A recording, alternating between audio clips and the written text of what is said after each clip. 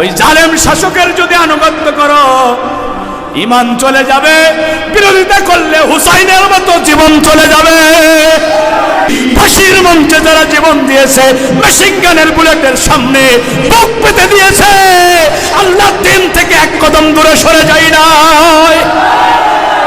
এজন্য আমরা তাগুতের গোলামি করে 1000 বছর বাঁচতে চাই না, আল্লাহর গোলামি করে তাগুতের বিরোধিতা করে 1 ঘন্টা বাঁচবো, ইমানদার হয়ে বাঁচবো। রাজি আছেন কারা কারা? হাত তোলার লাগে দেখান।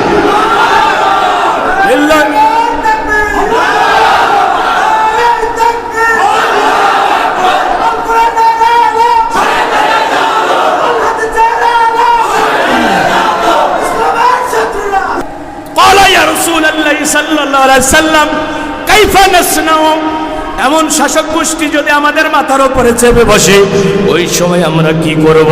ও নবীজি, আপনি আমাদেরকে নসিহত করুন।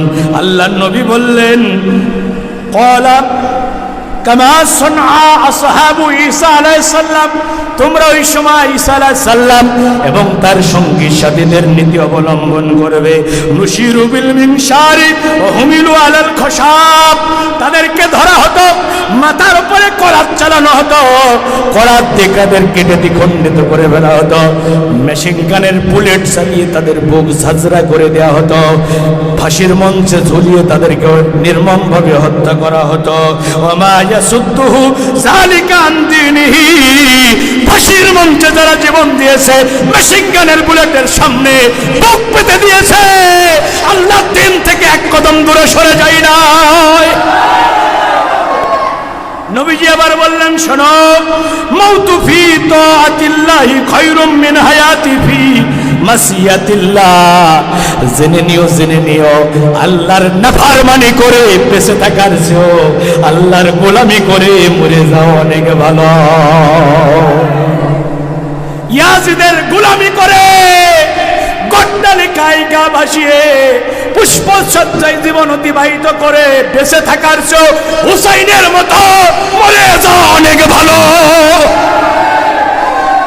ভাই শোনেন, 1000 বছর কি কেউ বাঁচতে পারবেন? এই যে মুফতি সাহেব, তিনি কি 500 বছরের বাঁচার গ্যারান্টি পাবেন? ভাইজান কি 100 বছর বাঁচতে পারবেন? মরতে হবেই, মৃত্যু থেকে কেউ বাঁচতে পারবে। রাসূল বলছে, আল্লাহর নাফরমানি করে তাগুতের গোলামি করে বেঁচে থাকার চেয়েও আল্লাহর গোলামি করে তাগুতের বিরোধিতা করে মরে যাওয়া অনেক ভালো। কারণ আপনি যদি বিছানায় পড়ে থেকে মরে যান, পীর হন, দরবেশ হন, ওলি হন, আপনার লাশ থাকবে বল্লা গ্রামের গোরস্থানে, ওই রুহু চলে যাবে ইল্লিনে অথবা সিজ্জিনে।